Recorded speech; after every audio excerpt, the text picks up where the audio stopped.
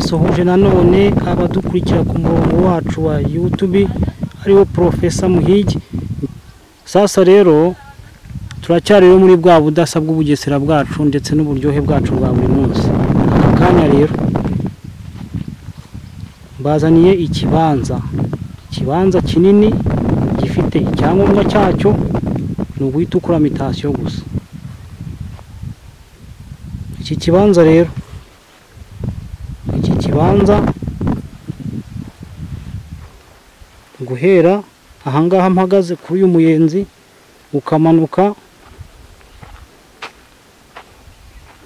ukagera hariya hepfo kuri ya nzu uri kubona hepfo hariya, ukomeza ugatambika ukagera kuri ya nzu yo hirya uri kubona, ujya kuri cya giti kinini kiri mu nguni, kongera ukazamuka ukagera kuri ya muyenzi hirya kuri ya nzu iri guhinguka, ukongera ukagaruka ugakomeza ukagera kuri wa muyenzi twahereyeho n'ubundi hano. Iki kibanza rero ubona ko ari kinini, gifite icyangombwa cyacyo cya burundu.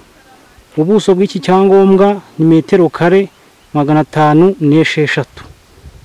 506 ko ari ikibanza rwose kinini, gifite metero 23 kuri 22.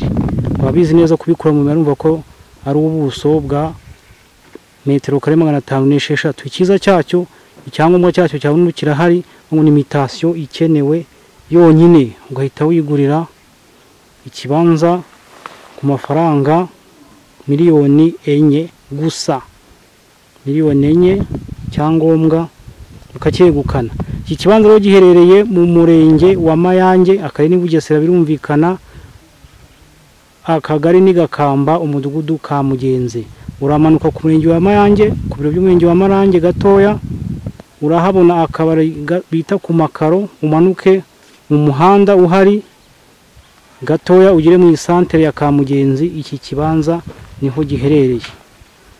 Ugishaka uraduhamagara kuri ya nimero ubona kuri screen, cyangwa se utwandikiye kuri WhatsApp tukugeze aho iki kibanza kiri. Murakoze rero, naho butaha tubagezaho ibindi bibanza ndetse n'amazu byiza kandi bya make nkuko twabyiyemeje. Ciao ciao, naho butaha.